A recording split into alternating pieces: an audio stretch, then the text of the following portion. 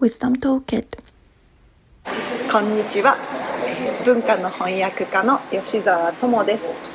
本日はですね、ちょっと長らくリクエストをしてついに実現しました。デザイナーであり編集者でいらっしゃる上野正人さんにご登場いただきました。上野さん、今日は無理やりお付き合いいただきありがとうございます。こちらこそよろしくお願いします。お役に立てるといいんですが、はい、私が初めてお会いしたのは上野さんが企画されていた柳宗悦研究会ってあって、その勉強会です。今から思えばすごい豪華な、先生方が対談に来てくださって、しかもそれ無料で民芸館とかで開催してくださって、で私たちはただそこでお話を聞きに行って、その民芸に興味のある方たちとつながりのできるってすごい贅沢な空間を作ってくださったなと思うんですけど、それはもともと上野さんが「さよなら民芸、こんにちは民芸」っていう本関わられたことがきっかけでその研究が始まったんですよね。で始まりの一冊でそのギュッとこういうのを作られて、いろんな方この方とこの方の対談かみたいな、近藤孝弘さんと島田さんとかの対談があったりとか、田中敦子さんと F スタイルとか、すごい斬新な切り口で民芸を掘っていって、知らないからできたんですよ。それでもすごいそれゆえの大ヒットというか、それゆえに響いたものとか、それゆえのエネルギーありますよね。だから本当にあれは、そういう意味では、一応なんか僕なりには、過去今未来みたいな感じで対談を考えていたんですよね。でまずやっぱり民芸の歴史をしよう、はい、から次に今の民芸って何だろう、でこれからの民芸って何だろう、っていうような感じで分けたんですよね。でそれはまさしく上野さんが民芸ってどうだろうと思って取り掛かってから、民芸って初めに思ってたものと違うぞって気づかれて、そのご自身が発見されていく過程がそのまま中に凝縮されてるっていうか、だからこれもお話したかもしれないですけど、芸能人の違いが最初は逆だったんですよ。そうですよね。だからさよなら民芸の民芸が難しい方で、こんにちは民芸で芸が簡単な方の芸、今私たちが使ってる芸術の芸になってるっていうパターンだ。ちょうどその頃は浜田拓さんの民芸って本とか、それこそビリアントデパートメントとかね、辺の人たちが出てきて、新しいその民芸の解釈っていうのはちょうどすごく盛り上がった時期なんですよね。だから僕も最初はいわゆる柳の言っている民芸はもう古臭いと、さよならスタートしたんだけども、やっていくうちに、いやいややっぱり逆だろうとでこれからの新しい民芸を考えようっていう本だったはずが、その流れに乗るつもりだったのに、いやいやなんですかね、上野さんが一番響いたところって。やっぱりね、僕にとっては、志村さんと岡村さんの対談ですよね。特に岡村さんの対談聞いた時に、やっぱこれは逆だな、逆に未来の民芸を考えることっていうのは、やっぱり柳の民芸をやっぱりもうちょっとちゃんと考えないとダメだなって思ったんです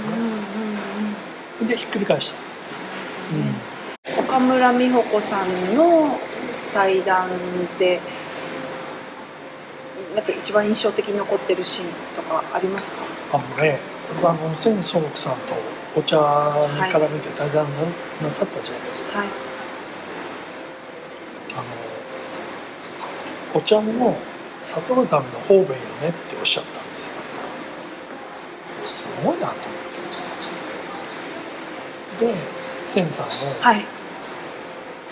そうそうそうそうとおっしゃってください。すごいですね。で僕はそれを聞いた時に、ということはお茶が方便なんだったら別にお茶やらなくてもいいんじゃないかと思ったんですね。その時お茶である必要はない。だからそれぞれの人が自分で生きてる人生の中で、それこそ中川さんだったらもこうですしね、なんか自分でやるべきものを見つければ、その道を極めることが実は悟りへの方面なんじゃないかなって思ったんですよね。だからお茶はもちろん大事ですよ。とても大事な文化でしてね。でも別にお茶に固執する必要性もないわけですよ。でそこにやっぱりこだわることによって枠ができるので、こだわらなくてもいいんだなと思ってます。千宗屋さんちょっと脇道にそれますけど、千宗さんとが民芸について書いてくださった文章もすごく私は面白くて記憶に残っていて、柳がすごくお茶を、今茶がこう言い方悪いですなり果ててしまったことをすごく批判するじゃないですか。組織化してしまって形骸化してしまってお茶の精神が失われてしまったと。でそこに千宗さんがそれもそうですけど今の民芸もそうじゃないですか。その民芸もやっぱりその100年経ってその柳が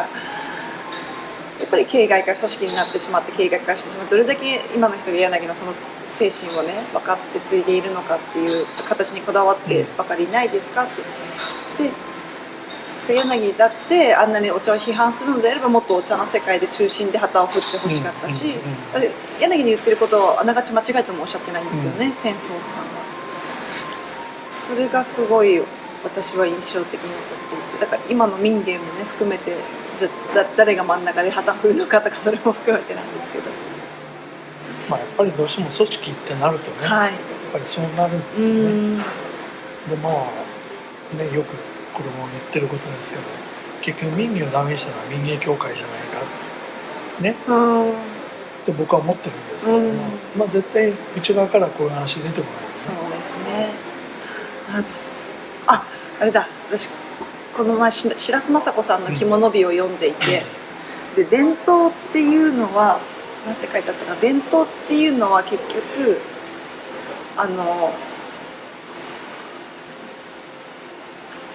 言葉守ろうってしちゃダメなのよって書いてあって、もっと身体的なものだっていうことなんですよね。結局その感覚で出てくるものでちょっと見つけたらまた後で足しておきますけど、結局守ろうとか守ろうって言ってちゃダメだって多分そういうことなんですよね。だから何か守ろうとして組織ができたり運動ができたりするんですけど、本当はもっと身体的なレベルで左前に着物を着たらなんとかとかそういうところで残っているものが伝統ですよって、それ以外は伝統じゃない。だからね、熊倉さんが前にね、やっぱりおっしゃってましたけれども、伊藤先生との対談でね、もうお茶は何でもありだと、あれは相対の美だから。相対の美だと、だから絶対の美じゃない、日本の美ってのはだから絶対の美じゃないんですよね。いいですね。だからお茶ってだから何でもありなんです、本来はね。だけどもやっぱりそれを伝えていこうと思うと型が必要なんです。結局型にはまるとどうしてもそうになってくる。本当に人間の心理として絶対を求めたがるってみんな安心したいじゃないですか。これが真実、これが絶対だっていうのに寄りかかりたいっていう心理はすごく私自身も分かるけれども、やっぱりそこに危うさがあって、そこを一つ絶対ってしまったところにあとはもう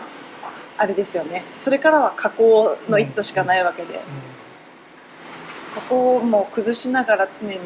バランス取りながら保っていく中にしか本当はないんですよね。多分伝統とか本物とかが続いていく。だからね、常にだからやっぱり古い方が新しいってそういうことなんですよね。古い方が新しい。柳もあれですもんね。そうか、民芸だけが美って言ってるわけじゃないですからね。だから僕前々から言ってますけども、僕は柳の民芸論というのは物を通じた仏教ですよね。物を通じて仏教を語ってると思ってるので、だから人の生き方や人の生き方なんですよ、結局。だからお茶でいうわびやさびや民芸っていうのは人の生き方なんじゃないかなと思うんですね。